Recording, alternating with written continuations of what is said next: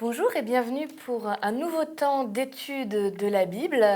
Aujourd'hui, nous allons étudier ensemble une période qui donne envie, les tout débuts de l'Église. Cette période, j'ai presque envie de dire une espèce de bulle dans l'histoire de l'Église où visiblement les textes nous disent qu'il y avait une expérience d'unité qui a été vécue assez incroyable.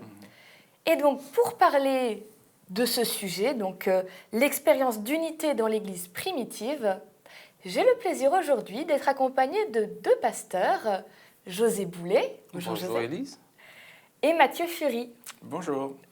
Merci à tous les deux d'être là. Et avant qu'on aille au cœur des choses, je voudrais vous proposer qu'on puisse prier ensemble. Mathieu, si tu veux bien prier avec nous. Volontiers. Notre Père, nous sommes réunis en ton nom autour de ta parole, désireux de la comprendre, de la mettre en pratique et de vivre cette unité que tu vis toi-même au sein de la divinité. Seigneur, accorde-nous cette grâce de comprendre tes chemins et de les pratiquer avec joie, librement. Te remercions pour ton esprit, au nom de Jésus. Amen. Amen. Alors cette unité dont on nous parle là, on la trouve un petit peu dans le début du livre Les Actes des Apôtres.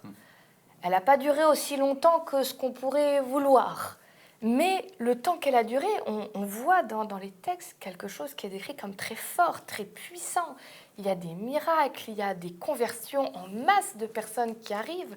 Il y a une intensité dans ce qui se vit qui est assez impressionnante. Et je voudrais vous proposer qu'on prenne... Alors, on ne peut pas tout prendre parce que ça dure 3-4 chapitres. Ce serait peut-être un petit peu long à tout lire, mais peut-être qu'on puisse prendre juste Actes chapitre 2, les versets 42 à 47. Est-ce que José, tu voudrais bien lire pour nous ce passage ? Tous s'appliquaient fidèlement à écouter l'enseignement que donnaient les apôtres, à vivre dans la communion fraternelle, à prendre part au repas commun et à participer aux prières. Chacun ressentait de la crainte, car Dieu accomplissait beaucoup de prodiges et de miracles par l'intermédiaire des apôtres. Tous les croyants étaient unis et partageaient entre eux tout ce qu'ils possédaient. Ils vendaient leurs propriétés et leurs biens et répartissaient l'argent ainsi obtenu entre tous, en tenant compte des besoins de chacun. Chaque jour, régulièrement, ils se réunissaient dans le temple, ils prenaient leur repas ensemble dans leur maison et mangeaient leur nourriture avec joie et simplicité de cœur. Ils louaient Dieu et ils étaient estimés par tout le monde. Et le Seigneur ajoutait chaque jour à leur groupe ceux qu'il amenait au salut. Merci beaucoup. Alors, on a une description là dans ces quelques versets d'un moment fort, d'une vie de communauté qui fait envie, j'ai envie de dire. Ça, en tant que pasteur, là, tous les trois, on pourrait avoir envie de dire « je veux vivre ça dans mes communautés ». C'est un groupe rayonnant. C'est ça. Au final, à travers ce texte-là, mais même en dehors de ça, c'était quoi leur recette pour que ça marche? Qu'est-ce qu'ils mettaient en place pour réussir à vivre ça dans cette église primitive? J'ai envie de dire qu'ils connaissaient leurs priorités.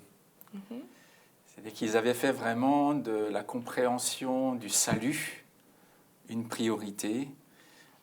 Parce que qu'est-ce qu'on retrouve dans l'enseignement des apôtres? Eh bien, ce que nous apprenons en lisant les lettres des apôtres, par exemple. Et on voit à quel point ils insistaient sur la foi, la confiance nécessaire pour pouvoir recevoir le salut que Jésus-Christ a obtenu à la croix pour nous tous. Et je pense que vraiment c'était leur point focal, c'était le centre d'attention. L'enseignement des apôtres, c'est un enseignement christocentrique. Et donc, ils aimaient se retrouver là pour parler de Jésus.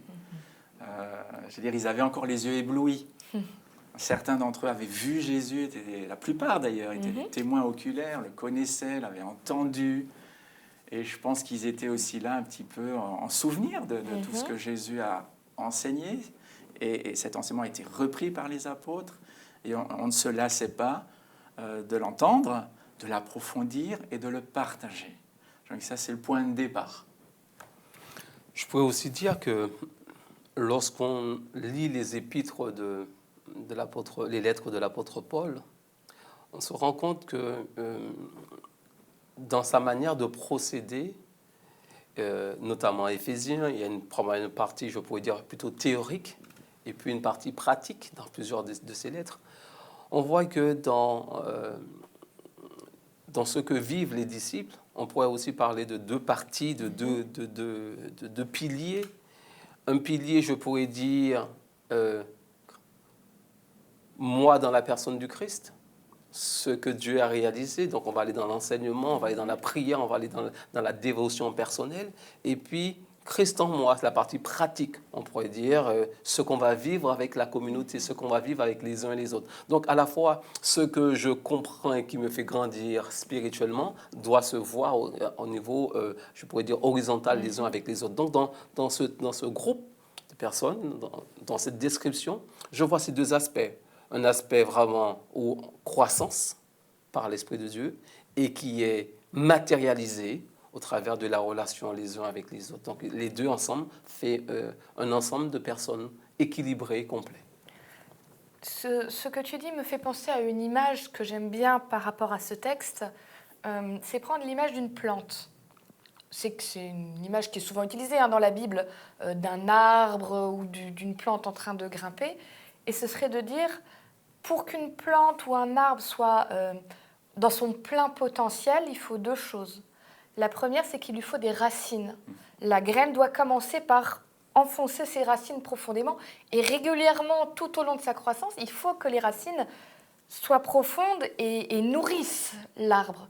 Et ces racines-là, ça pourrait être cette partie spirituelle, moi avec Christ, de l'enseignement, de la prière, de l'assiduité au temple, de cette soif de découvrir et d'être ancré dans sa foi. Mais si vous prenez une graine qui fait que des racines, elle ne sert à rien, j'ai envie de dire. Il n'y aura pas de fruits. Alors, exactement. Alors que la partie fraternelle, manger ensemble, aller dans les maisons les uns des autres, vivre des temps ensemble, ça pourrait être la partie extérieure, le tronc, les branches, les feuilles, les fruits. Où là, c'est pareil, si une plante ne fait que pousser vers le haut et qu'elle n'a pas de racines, à la première difficulté, cette plante va s'assécher et va mourir. Absolument. Et là, je dirais que ce n'est qu'un début, parce qu'ils vivent la solidarité et la fraternité entre eux. Ils vont volontiers au temple pour rendre un culte à Dieu. Ils se retrouvent chez les uns et chez les autres, et ils sont prêts à partager entre eux leur richesse. Ce n'est pas l'institution du communisme ou du socialisme, ce n'est pas ça. Parce qu'il me semble que chacun conserve sa maison, sa propriété, sa famille aussi. Mais en même temps, ceux qui ont des champs, des maisons, peut-être des appartements, dont ils n'ont pas vraiment l'utilité, sont prêts à vendre cet excès, en quelque sorte, de biens matériels pour en faire profiter les frères et les sœurs démunis, les plus pauvres. Donc c'est vrai que là, déjà, il y a une action sociale qui est menée, mais à l'intérieur de la communauté, et qui va certainement s'étendre aussi à l'extérieur de la communauté, ce qui est souhaitable. Il y a un petit verset là dans le texte qu'on a lu qui m'interroge. C'est Acte 2, le verset 47, donc qui dit « Il louait Dieu et avait la faveur de tout le peuple ». J'aime beaucoup la version qu'il y avait dans la Bible de Josée, je crois que c'est la version français courant, qui dit « Ils avaient l'estime de tout le peuple ». Oui, ils louaient Dieu et ils étaient estimés par tout le peuple. Ils étaient estimés par tout. C'est fort, ils étaient estimés par tout le peuple. J'ai déjà entendu, dans des milieux chrétiens, dans des milieux adventistes, des gens dire, voilà, si une personne ou une église est vraiment avec Dieu, est vraiment investie de sa mission et fait ce qu'elle doit faire, elle ne peut pas être appréciée autour d'elle par les autorités, par les gens autour, parce que comme on est trop différents, ça doit déranger, donc on doit être rejeté. Ce qui m'étonne avec ce texte-là, on dit que cette première communauté, bon, ça n'a pas duré très très longtemps, je le reconnais, hein, rapidement ça a tourné au vinaigre, mais au départ, ils étaient estimés par tout le peuple. Alors du coup, c'est possible d'à la fois faire vraiment ce que Dieu demande et d'être dans sa mission, et d'avoir de bonnes relations et d'avoir de l'estime de la part de ceux qui nous entourent. Je vois José qui tourne les pages de sa Bible. Moi, je vais juste citer rapidement le Christ lui-même, qui nous invite à être la lumière du monde. Donc, la lumière du monde. Et il ajoute, afin que les hommes voient vos bonnes œuvres, qu'ils constatent que vous êtes bien intentionnés et qu'ils rendent gloire à Dieu. Donc, je crois que Dieu a voulu que l'Église éclaire le monde, je dirais ça, et donc qu'elle apporte quelque chose d'extrêmement positif dans la société. Que l'Église soit source de renouveau, source de justice sociale, de bonnes relations entre les hommes, les femmes. Voilà. Je pourrais citer un exemple concret, et après je laisserai la parole à mon collègue, mais par exemple, Aumé-sur-Seine, le maire actuel a été très heureux d'apprendre qu'une église chrétienne allait s'implanter, une église de plus. Bon, devinez, hein, c'est une église adventiste. Et donc nous tenons à entretenir de bons rapports avec lui, avec la municipalité, de sorte qu'il soit heureux de voir cette église à proximité de la gare, sur un axe qui est très fréquenté, au centre-ville. Donc je pense que nous avons un témoignage à rendre à notre Seigneur, et donc ne pas chercher les complications, mais faire en sorte qu'on nous apprécie pour nos qualités diverses. Quoi. Alors, par rapport à la question, il y a les deux existent. Les deux peuvent exister, parce que lorsque je prends l'épître de Pierre, ce sont aussi des chrétiens qui vivent l'unité, qui vivent... bon, dans toutes les communautés, il y a aussi des sources de tension. Mais dans 1 Pierre chapitre 2, à partir du verset 12, il dit la chose suivante. « Ayez une bonne conduite parmi les païens. Ainsi, même s'ils médisent de vous, en vous traitant de malfaiteurs, ils seront obligés de reconnaître vos bonnes actions et de louer Dieu le jour où il viendra. Soyez soumis, à cause du Seigneur, à toute autorité humaine, à l'empereur qui a le pouvoir suprême et au gouverneur. Il va de suite. L'Église est aussi parfois tiraillée, parfois persécutée à cause de leur attitude. Pas une mauvaise attitude, mais une attitude qui permet aux autres de s'interroger. Et parfois, lorsqu'on doit se regarder dans un miroir, on n'est pas fier. Donc on essaye de... Si les autres peuvent faire comme nous, ou bien si on peut... toutes ces personnes-là qui ont une trop belle vie, ou bien une attitude qui nous pousse à nous remettre en question, si on peut les éloigner, ce serait aussi bien. Mais ce qui est important pour l'Église, quel que soit le contexte, parce que pour Matthieu, c'est une bonne chose. On va voir pour une autre ville, ce sera la municipalité qui va dire on n'en veut pas. Donc, quel que soit, nous ne maîtrisons pas le contexte.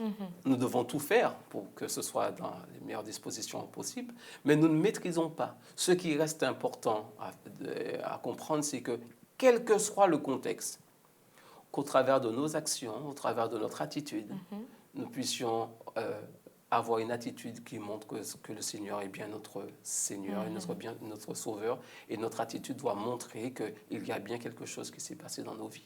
Donc, en marchant avec Dieu, les choses peuvent être très bien, les gens peuvent t'apprécier. En marchant avec Dieu, on peut aussi avoir de l'hostilité, aussi, parce que voilà, l'un comme l'autre est possible. On ne maîtrise pas cela. Mais nous sommes encouragés à faire le bien. À faire le bien. Et après, ma foi, avec l'aide du Seigneur, surmonter les obstacles qui peuvent venir effectivement de l'adversité ou l'hostilité des personnes qui ne voient pas les choses comme nous. La lumière attire les uns et repousse les autres, pour reprendre l'image du Christ. Il y en a qui n'aiment pas venir à la lumière, c'est aussi une pensée biblique, parce que leurs œuvres sont mauvaises et parce qu'ils vivent en quelque sorte dans les ténèbres. Donc ils sentent bien qu'il y a une incompatibilité entre leur style de vie et celui d'un chrétien authentique. Au final, on pourrait résumer un peu tout ce qu'on a dit par ce court verset qui dit autant que cela dépend de vous, soyez en paix avec tous. C'est-à-dire que notre attitude doit être une attitude de paix. Heureux ceux qui amènent la paix, ils seront appelés fils de Dieu. Oui. Donc notre attitude doit être pacifique et faire notre maximum pour être en paix, mais nous ne sommes pas responsables des circonstances extérieures, comme le disait José. Que si des gens ont décidé que la lumière qui est dégagée les gêne, quelque part, nous n'y pouvons rien. Mais nous ne devons pas non plus chercher particulièrement à ce qu'il y ait des problèmes. Et puisque c'est notre sujet, l'unité chrétienne est un beau témoignage, en fait. C'est quelque chose qu'on devrait pouvoir envier. Dire, voyez, ces chrétiens, voilà, ils s'entraident, ils sont solidaires, ils s'aiment. Quel privilège, quoi, que d'appartenir à l'Église. Mais il y a un adversaire. Il faut qu'on sache qu'il y a un adversaire, parce que dans le déroulement de l'épître de Pierre, les membres se posent la question, pourquoi on nous déteste alors qu'on ne fait rien de mal. Justement, nos vies ont changé. On pratique ce qui est bien, ce que Dieu demande. Donc, on ne comprend pas l'hostilité. Donc, l'apôtre Pierre est en train de leur dire d'avancer avec le Christ, parce que quelque part, nous n'avons pas simplement des humains, mais nous avons aussi un adversaire qui est là aussi pour essayer de décourager. Donc, ces paramètres-là, nous ne le maîtrisons pas, mais nous devons savoir que c'est aussi normal d'avoir l'adversité. Ce que disait Matthieu par rapport à l'unité et le fait que se servir les uns les autres dans la communauté, être dans l'unité, dans cette communauté peut être un témoignage très fort, ça me fait penser à quelque chose que j'ai vécu il y a quelques années. Une amie à moi m'a accompagnée dans une communauté et à la porte de la chapelle, pour faire rentrer les gens, il y avait une sœur d'église qui était dans le domaine médical et sur la ville où c'était relativement connu, parce qu'elle avait un poste assez haut.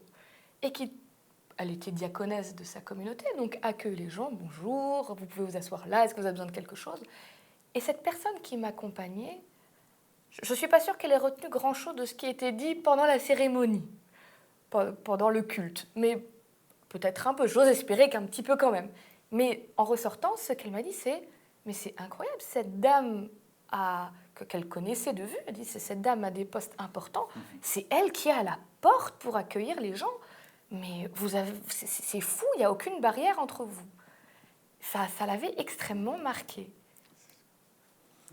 Ah oui, le vécu d'une communauté est plus impactant bien souvent que ce qui est prêché du haut de la chair.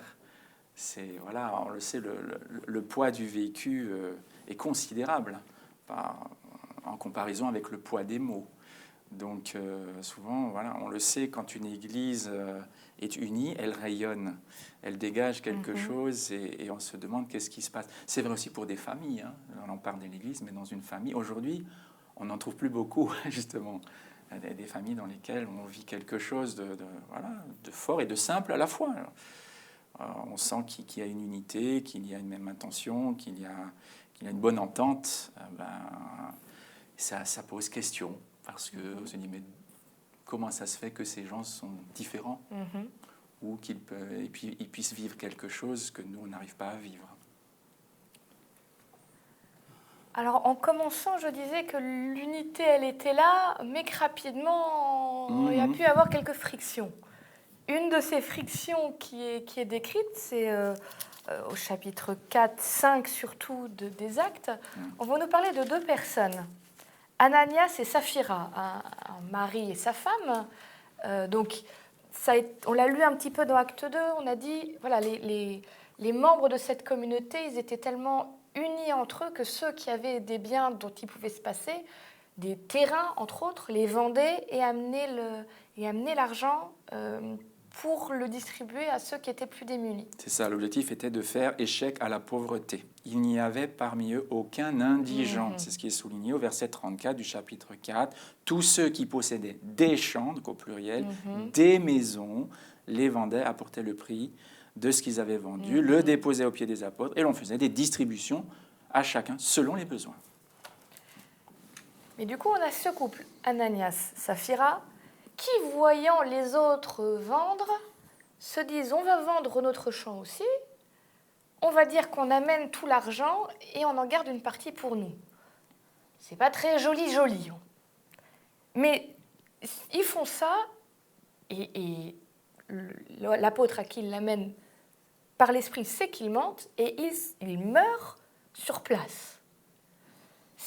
Alors, moi, je regarde ça avec mon regard d'aujourd'hui, je me dis, c'est un peu extrême quand même comme réaction. Pourquoi est-ce que, qu'est-ce qui était si grave que ça pour qu'il y ait une réponse aussi catégorique, quoi. Tu t'as menti, bam, par terre. Alors, mon regard par rapport à ce texte, lorsque on est dans Acte 2, on montre bien que c'est l'Esprit de Dieu qui agit au travers de ces personnes, de ces membres d'Église, de la communauté, qui font qu'ils ont une attitude qui n'est pas dans le commun des mortels, c'est-à-dire ils sont décentrés sur le matériel. Ils ont une vie vraiment de prière, ils ont une vie où ils vivent des choses intenses par l'Esprit de Dieu. Et le texte continue en disant qu'il se produit des miracles. C'est-à-dire que l'Esprit de Dieu montre bien qu'il est bien présent. C'est lui qui transforme les cœurs. Donc on est conscient que l'Esprit de Dieu agit à ce niveau-là, que l'Esprit transforme les cœurs. Et pour moi, Ananias et Saphira, voyant ce qui se passe, ils ont voulu faire aussi leur part, faire ce que produit l'Esprit de Dieu. Donc ils ont voulu être généreux, comme ils voient certaines lettres. Ils ont voulu être dans la même dynamique. Cependant, ce qui a rattrapé, une fois qu'ils ont vendu leur terrain, le cœur naturel a repris le dessus. C'est-à-dire, ils ont voulu garder, ils ont voulu faire l'œuvre de l'esprit sans l'esprit. Ils ont voulu faire l'œuvre de l'esprit sans l'esprit. Et pour moi, c'est ça, et dire que c'est quand même l'œuvre de l'esprit. Et je crois que c'est porter un témoignage sur l'esprit qui est faussé.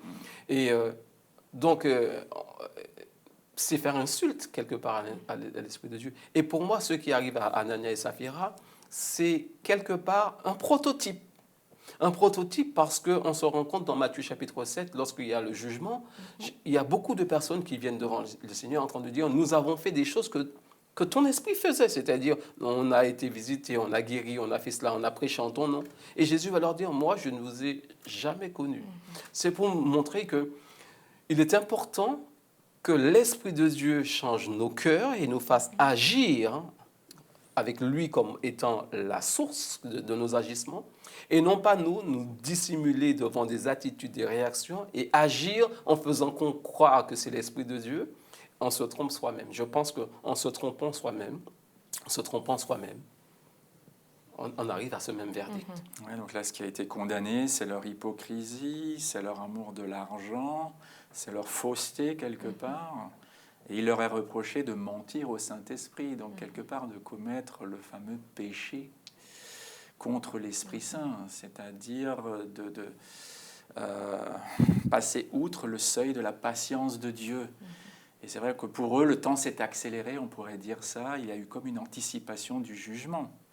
Alors c'est vrai qu'on ne peut que déplorer leur sort, absolument, c'est frappant, c'est choquant, et c'est peu banal, ça n'arrive pas souvent. C'est arrivé, c'est raconté une fois dans le livre des Actes, et puis ça va a priori pas se reproduire. Donc pour moi, ça sonne comme un avertissement en fait à l'Église chrétienne qui est là, donc et à l'ensemble du christianisme, pour dire attention, ne vous complaisez pas dans les formes religieuses. Donc là, ils l'ont fait effectivement pour être bien vus des autres. Il constatait que beaucoup étaient dans un mouvement d'élan, dans un mouvement de générosité, dans un élan spontané, et ils ont voulu imiter, mais effectivement en étant dépourvus de l'Esprit de Dieu.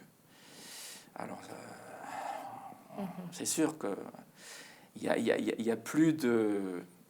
pas beaucoup d'espoir pour eux, hein, c'est évident. Et c'est ça qui nous laisse un petit peu dans la crispation, la perplexité, parce qu'on aurait aimé qu'ils aient une autre chance. Mais là, visiblement, elle leur a pas été donnée parce qu'eux-mêmes se sont mis hors de portée de cette seconde chance. Si je peux dire juste quelque chose de plus,